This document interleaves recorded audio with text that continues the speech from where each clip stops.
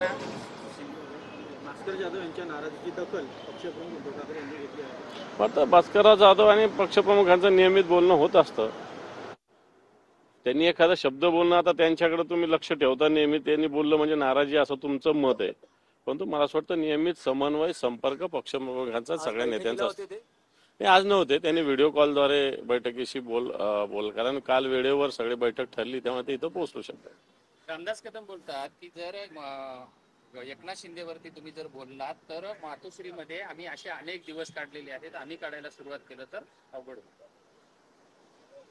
आता मला असं वाटतं रामदासभाई कदम वगैरे यांच्याविषयी बोलायचं काय, जे काय बोलायचं ते बोलून टाकलं ना. आता हे सगळ्या गोष्टी झालेल्या आहे, काढलेले तर बोला ना. मग तुम्हाला कोणी थांबवलेलं आहे बोलायला कोणी थांबवलेलं आहे? दाढीवाल्यांना हलक्यात घेऊ नका, आमच्याकडे मेजॉरिटी आहे असं वाटतं. तुमच्याकडे आमदार आहे, तुमच्याकडे संघटना नाही, एवढं सांगेल.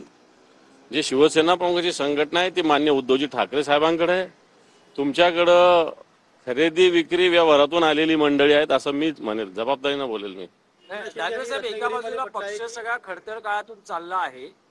पक्षाच्या बाहेर जाणाऱ्यांना थांबवण्याऐवजी त्यांची हकालपट्टी केली जाते. आज सकाळी महाडिक यांची हकालपट्टी झाली आहे, रत्नागिरीतले बने यांची हकालपट्टी झाली आहे पक्षातून. तर थांबवणं हे महत्वाचं की हकालपट्टी महत्वाची? काही लोक पक्षविरोधी काम करत असतील पक्षात राहून, तर मला असं वाटतं पक्षाला या सगळ्या विषयाचा जुने नवे किती काम केले याच्यापेक्षा पक्षाला सध्याच्या घडीला डिसिप्लिन पण महत्वाची ना. पक्षाचे डिसिप्लिन सोडून कोणी पक्षापेक्षा मोठा नाही आहे हा संदेश पण द्यावा लागतो. मला वाटतं त्या पद्धतीनं तो दिला असेल. एकनाथ शिंदेंनी रत्नागिरीमध्ये भाषणामध्ये ठाकरेंकडे परिवारवाद आहे, तर आमच्याकडे महाराष्ट्रवाद आहे. कोणता महाराष्ट्रवाद आहे त्यांच्याकडं? लाडकी बहीण योजनेचं काय होतंय आता? लाडका भाऊचे काय हाल आहे? शेतकऱ्यांची परिस्थिती